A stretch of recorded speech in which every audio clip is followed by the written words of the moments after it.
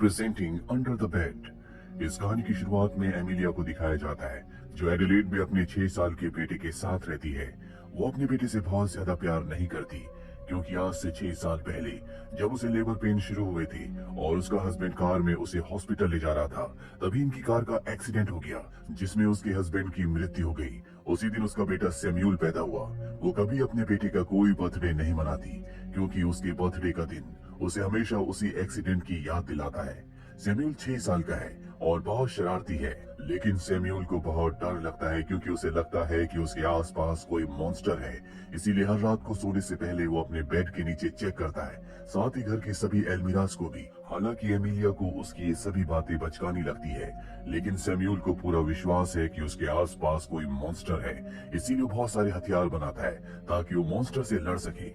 साथ ही वो टीवी से बहुत सारी मैजिक ट्रिक सीखता है जिसे वो एमिलिया को दिखाता है। एमिलिया सैम्यूल की इन सभी हरकतों से हमेशा परेशान रहती है।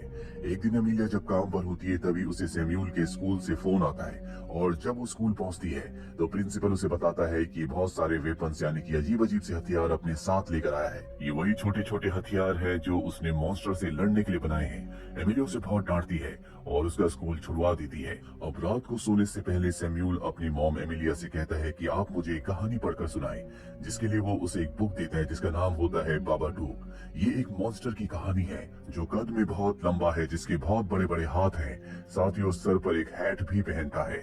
जो भी इस मॉन्स्टर के बारे में सोचता है या उसे देख लेता है उसे कभी नींद नहीं आती, ऐसा उस किताब में लिखा है। एमिलिया को ये किताब अपने बच्चे के लिए अच्छी नहीं लगती, इसीलिए वो उस किताब को एल्मीरा के ऊपर रख देती है ताकि सैम्यूल कभी इस किताब को दोबारा ना पढ़े। पर अगले दिन भी वो बाबाडूक के बारे में ही बात कर रहा होता है क्योंकि सैम्यूल को ऐसा लगता है कि बाबाडूक उसके आसपास है। एमिलिया उसे समझाती है पर वो मात्र 6 साल का बच्चा है। अब सैम्यूल एक दिन बेसमेंट के दरवाजे को खोल देता है जिसे उसकी मॉम ने बंद करके रखा है क्योंकि उसके अंदर उसके हस्बैंड की यानी कि सैम्यूल की पिता की चीजें हैं। वो उन चीजों को नहीं देखना चाहती क्योंकि वो उसे अतीत की यादें दिलाती है। और अब जबकि सैम्यूल ने उस दरवाजे को खोल दिया है तो एमिलिया अपने आप को रोक नहीं पाती और नीचे बेसमेंट में चली जाती है जहां वो 6 सालों के बाद आज अपने हस्बैंड की फोटो को देखती है। वो बहुत ज्यादा इमोशनल हो जाती है। इस घटना के बाद घर में अजीब अजीब सी चीजें होना शुरू हो जाती है, जैसे उनके खाने में एक कांच का टुकड़ा आ जाता है, घर के दरवाजे अपने आप ही खुलने और बंद होना शुरू हो जाते हैं। एमिलिया को लगता है कि ये सब सैम्यूल कर रहा है, इसीलिए सैम्यूल को समझाती है कि ये सब करना बंद करो, पर सैम्यूल कहता है कि ये मैं नहीं बल्कि बाबाडूक कर रहा है। एमिलिया को बहुत गुस्सा आता है और वो बाबाडूक की किताब को फाड़कर घर से बाहर फेंक देती है। अब अगले दिन एमिलिया अपनी बहन के घर जाती है क्योंकि उसकी बहन की बेटी का बर्थडे है। वो सैम्यूल को भी अपने साथ ले जाती है। सैम्यूल एमिलिया की बहन की बेटी के साथ ट्री हाउस में होता है जहाँ पर वो छोटी सी बच्ची बार बार सैम्यूल को कहती है कि तुम्हारे डैड नहीं है।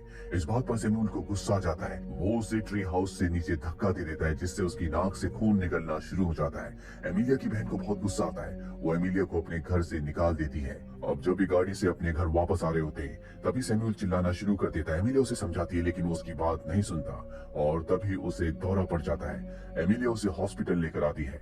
डॉक्टर उसे चेक करता और कहता है कि बच्चा कई दिनों से सोया नहीं है। एमिलिया कहती है कि ये हमेशा बाबाडूक की बातें करता है। मुझे सैम्यूल को सुलाने के लिए नींद की गोलियों की जरूरत है। अब जब वो घर वापस आती है तो सैम्यूल को नींद की गोली दे देती है जिससे वो आज कई दिनों के बाद सोया है।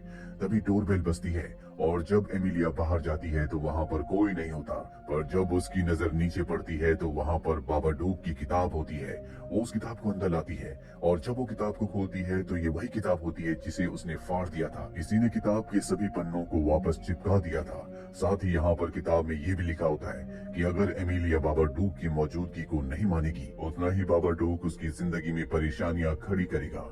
यहाँ इस किताब में अब कुछ और नई फोटोज भी होती हैं जो एमिलिया की है, जो अजीब अजीब से एक्ट कर रही है। ये देखकर एमिलिया डर जाती है और वो उस किताब को जला देती है। जिसके बाद एमिलिया को एक फोन आता है और जब वो फोन का रिसीवर उठाती है तो दूसरी तरफ से सिर्फ एक ही आवाज आती है जो होती है बाबाडूक। एमिलिया को लगता है कि कोई उसे परेशान कर रहा है, इसीलिए पुलिस स्टेशन जाती है। पुलिस ऑफिसर उससे कहता है कि वो किताब मेरे पास लेकर आओ। वो कहती है कि मैंने उस किताब को जला दिया। पुलिस ऑफिसर कहता है कि तुम्हारे पास अपनी बात को साबित करने का कोई सबूत नहीं है, तुम्हें सबूत लाना होगा।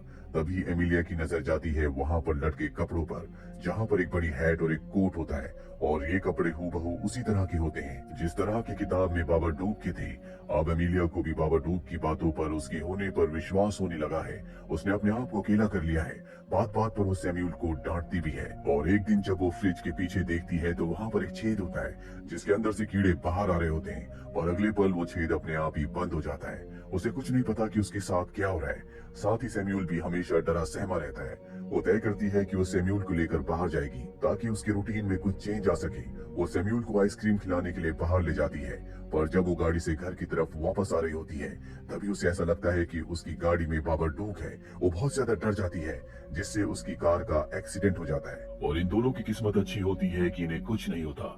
ये दोनों घर वापस आ जाते हैं। एमिलिया की हरकतें पहले से बहुत अजीब हो चुकी है। वो बात बात पर सैमुअल को डांटती है। सैमुअल बहुत ज्यादा परेशान हो चुका है, इसीलिए वो अपने नेबर्स को कॉल करना चाहता है, लेकिन एमिलिया ने फोन्स की सारी लाइंस को डिस्कनेक्ट कर दिया है। सैमुअल को कुछ समझ नहीं आता कि अब वो क्या करे। रात को एमिलिया उसे जबरदस्ती नींद की गोली खिलाती है, पर आज सैमुअल नींद की गोली को अपने हाथ में ही छुपा लेता है और ऐसा प्रिटेंड करता है कि जैसे उसने नींद की गोली खा ली है। एमिलिया बहुत ज्यादा डिस्टर्ब है। उसे हमेशा ऐसा लगता है जैसे उसके आसपास बाबाडूक है। एक रात को नीचे बेसमेंट में जाती है जहाँ पर उसने अपने हस्बैंड की चीजों को रखा है। वहाँ पर उसे अपना हस्बैंड नजर आता है जो उसे कहता है कि मैं तुम्हारी जिंदगी में इस दुनिया में वापस आ जाऊंगा, पर इसके लिए तुम्हें हमारे बेटे को मारना होगा। शुरू में तो एमिलिया को कुछ समझ नहीं आता, पर वो समझ जाती है कि ये बाबाडूक की चाल है। वो वहाँ से निकलना चाहती है, तभी उसके सामने बाबाडूक का साया आ जाता है जो एमिलिया के ऊपर हमला कर देता है, जिस हमले में वो पूरी तरह से उसे अपने वश में कर लेता है।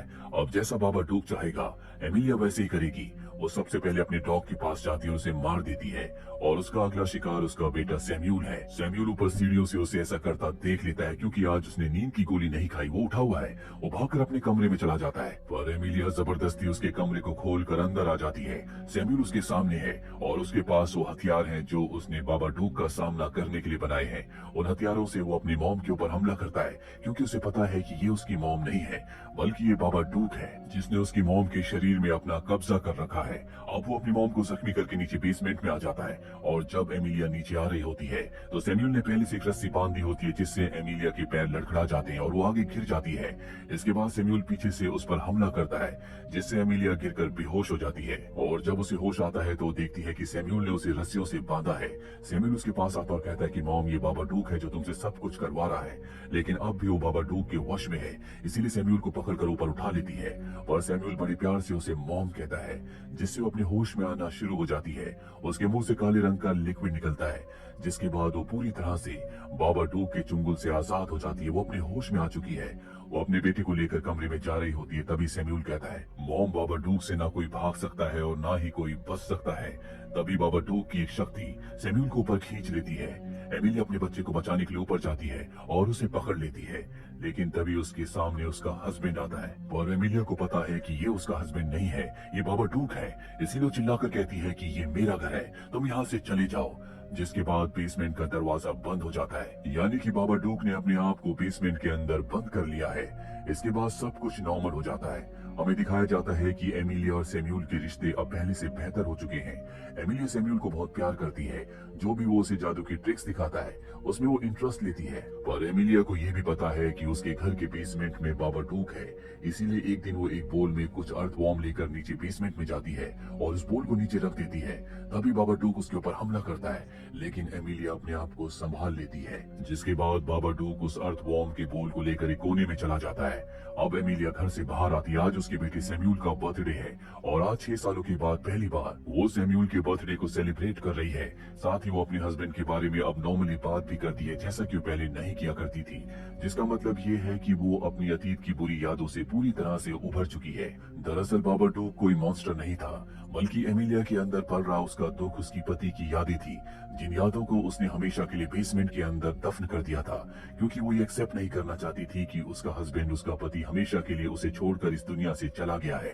लेकिन जब सैमुअल ने नीचे बेसमेंट का दरवाजा खोला और वो अंदर गई तो एक बार फिर से उसे सब कुछ रिकॉल हो गया। उसकी दिमागी हालत खराब होना शुरू हो गई, जिसके बाद वो अजीब अजीब सी चीजों को विजुलाइज करने लगी, यहाँ तक कि उसने अपना मानसिक संतुलन भी खो दिया। लेकिन जब उसने सच्चाई को एक्सेप्ट किया उसने एक्सेप्ट किया कि उसका हस्बैंड हमेशा के लिए उसे छोड़कर जा चुका है, तो उसकी जिंदगी में सब कुछ नॉर्मल हो जाता है। यहाँ तक कि उसके बेटे के साथ उसके रिश्ते भी पूरी तरह से नॉर्मल हो जाते हैं, जो पहले नहीं थे। इसीलिए किसी भी इंसान को अपनी जिंदगी की हर एक चीज को एक्सेप्ट करना चाहिए, चाहे वो चीज कितनी ही दर्दनाक, कितनी ही बुरी क्यों ना हो, क्योंकि हम चाहे या न चाहे, हम अपनी सोच से किसी भी सिचुएशन को, किसी भी चीज को बदल नहीं सकते। बल्कि जब हम सच्चाई को एक्सेप्ट करते हैं तो उसमें हमें कुछ वक्त के लिए परेशानी होती है, लेकिन समय के साथ सब कुछ ठीक हो जाता है। पर इसके विपरीत जब हम सच्चाई को एक्सेप्ट नहीं करते तो अंदर ही अंदर वो चीज हमारे पलती रहती है और एक दिन वो एक बीमारी का रूप ले लेती है। जैसे अमेलिया के अंदर बाबाडूक ने एक बीमारी का, एक हैवान का, एक शैतान का रूप ले लिया था, जो उसकी पूरी जिंदगी को खत्म करने वाला था। पर उससे पहले ही उसने सच्चाई को एक्सेप्ट किया और उस बीमारी से, उस डर से वो हमेशा के लिए बाहर आ गई। उम्मीद करते हैं कि ये कहानी आपको पसंद आई होगी।